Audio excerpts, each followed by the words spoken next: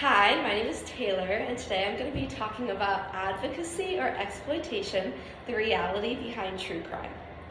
I have a confession. I'm a sucker for true crime. What started as a general interest has now become an obsession with all things crime related. Whether I'm at the gym doing chores or doing homework, I'm almost always listening to a true crime podcast. And I'm not the only one. The morbid yet fascinating nature of true crime draws the attention of people around the world. Viewers become attached to learning as many nitty-gritty facts about the crime as possible. These detailed examinations of real-world cases can provide viewers with a better understanding of our criminal justice system and raise awareness for unsolved cases. Yet too often, the utilization of true crime stories for entertainment crosses the line between advocacy and exploitation. Today, we're going to discuss the real nature of true crime and the implications it has on the world around us. Let's start by looking at the origins of true crime. The origins of true crime content can be traced back to the 16th century, when tragic tales of betrayal, murder, and revenge were developed into ballads. These early true crime accounts were the first of their kind, appealing to the public's innate love of narrative sensationalism. 4 centuries later came a true crime revolution. Published in 1966, Truman Capote's book, In Cold Blood, was an early attempt to place true crime into a narrative that felt like fiction. Capote's book details the 1959 murders of the 4 Keller family's members in Holcomb, Kansas.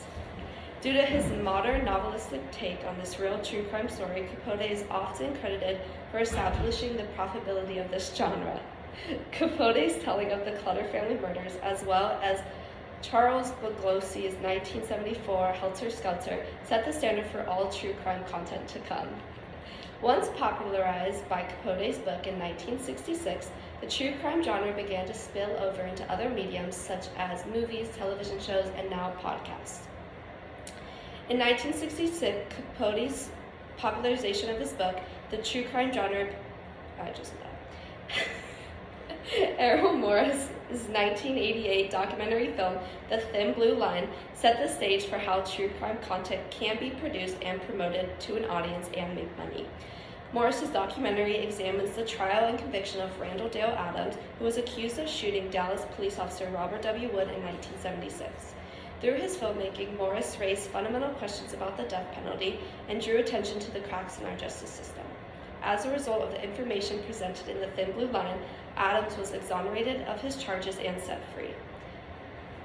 To this day, The Thin Blue Line continues to be an influential force in the true crime genre, exemplifying how advocacy can lead to justice. Raising awareness for cold cases and providing a better understanding of our justice system are both important aspects of true crime content.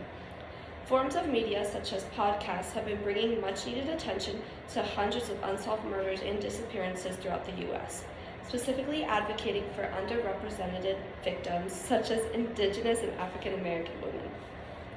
Cases involving historically marginalized communities often suffer from insufficient and inadequate representation in the media. For that reason, many of these cases eventually go unsolved. Fortunately, this new wave of advocacy brought forth by podcasts help raises awareness for cold cases and gives victims' families and friends hope. Fictional television shows like Criminal Minds and CSI can be misleading, causing viewers to have unrealistic expectations regarding criminal investigations. People who watch crime television shows usually believe there's always a quick and easy forensically based solution for a crime, when in reality that's usually not the case. Neither is the idea that crimes can be committed, solved, and tried within days or even months. True crime content, however, can help put the investigational process into a more factual perspective. True crime podcasts such as Crime Junkie do a great job exposing the realities behind the criminal justice system as a whole, giving insight into the use of forensics in real life and shedding light on the lengthy and taxing process of criminal investigations. There's often little to no evidence for investigators to work with, leaving many cases to go unsolved. With the use of social media, cases that have not been talked about for years are now being featured and sometimes even reopened and investigated. True crime content is reaching larger audiences than ever before, giving greater opportunities for victims to get the justice they deserve. As important as advocacy is, creating content based on a real person's tragedy can become problematic and exploitative. The biggest issue with true crime content is its exploitative nature. Too often, creators are centering content around someone suffering with the sole purpose of making a profit. The victims cannot consent to their story being told and have no say in the narrative. And on top of that, some content is even made despite the family's strong objectives and without their knowledge. A recent example of this type of exploitative content is the Netflix series titled Dahmer Monster, the Jeffrey Dahmer story. Centered around the brutal torture and murders of men in Milwaukee, Wisconsin, the Dahmer series received major backlash when family members of Dahmer's victims began to speak out. Rita Isbell, whose family's victim statement was dramatized for a scene in the series, claimed that she was never contacted about the show and was never asked how she felt about it. The same remains for many of the other victims' families. The backlash for the Dahmer series also questions the need for more entertainment about the same content. Re-traumatizing the victims' families over and over again, Netflix is prioritizing making money over taking ethics into consideration. Additionally, Netflix's Dahmer further exemplified the media's disgusting romanticization of cold-blooded killers. Casting a fan favorite like Evan Peters to play Dahmer encourages viewers to turn these men into romantic heroes. By glamorizing the horrendous acts of killers and sensationalizing their violence, the audience eventually becomes desensitized to the crimes.